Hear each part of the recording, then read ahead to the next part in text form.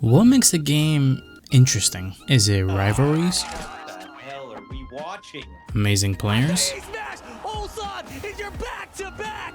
Or is it the heart-racing finale? Well, whatever it may be, this video is about Blue Lock. I don't know about you, but I really like Blue Lock. If I'm being honest, I'm not a huge sports anime fan or manga fan, but can you be quiet? Like, I've dipped my toes into like Haikyuu or something like that, but no sports anime / manga really drove me in like Blue Lock. And I love Blue Lock for a lot of things, and I'll talk about that soon. However, like dog, what is this? What is this? I'm just astonished that they just didn't even try with this. I mean, this is just sad. And what I find just slightly disrespectful is that if you know anything about Blue Lock, you know how like Aura, you know, they get like this little mist on them when they do something really impressive or when they're actually trying. They give Shido his aura, even on the manga, they didn't get it. Do you know why? It's because he isn't trying. And you may be like, thanks, this is just a visual thing. No, it's not. This actually means something to the character.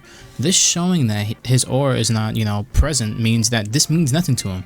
This is baby's play to him. And them just missing that simple detail kind of just ruins it for me a little, because like it's such an integral part of Blue Lock, and because if you read the manga you would understand that. Okay, sorry, I'm going off on a tangent here, I know, but I really dislike season 2, and with the precedents they set for season 3 is just I'm not very positive about it, because Blue Lock deserves a lot more than what the hell season 2 was. So I just wanted to briefly touch on that, but I want to talk about what makes Blue Lock different from every other sports manga or anime.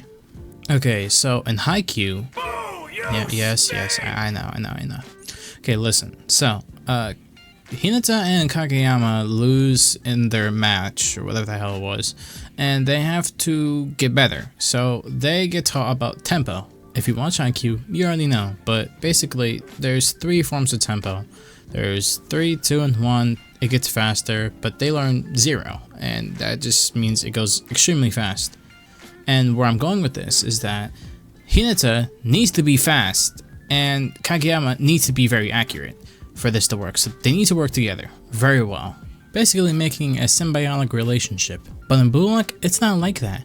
Like Rin and Isagi, they don't need each other, but they'll use each other instead to win. What sports manga / anime do you know that has the main character predicting something that's going to happen, actively making steps to prevent that happening, and then using that thing that happened to make themselves even stronger? I don't know. I know Blue Lock did it though.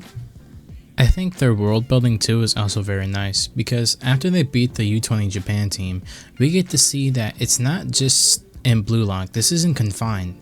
The entire world can see this. Everybody knows this is going on, which can feed into their overall ego, knowing that the whole world knows who I am and I'm going to be the best in the world. And even in the crazy chaos, these are still high school students. We get to see that, and they act like normal kids. It's just when they play soccer, you can tell they love it. In Blue Lock, I feel like the most consistent thing is that Isagi is somehow always the most interesting character. Even when, you know, even past U20, there's just so many interesting characters, so many people to kind of root for, but Isagi somehow is always able to come out and just put up a performance and just make you just root for Isagi. It makes you want to see him become better, because on paper he really shouldn't be like as good as a character as he is. I mean, he's a normal kid from a normal school with a normal family life. Everything about him is very normal. He's nothing outstanding. His character design is very normal, if I'd say pretty bland. Like, I glance at him and be like, oh yeah, he's a side character.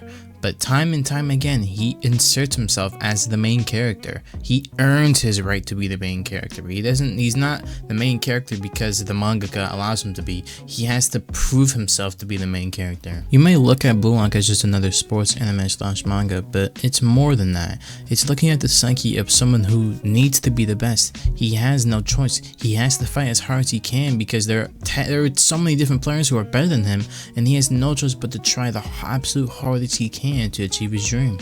But it's not just Yoichi Kisagi, it's everyone. Everyone has their own goals, aspirations, what they want to achieve, what they want to accomplish. But I think it truly takes a special talent to make you want to care about those characters and not just the main character or the characters around him.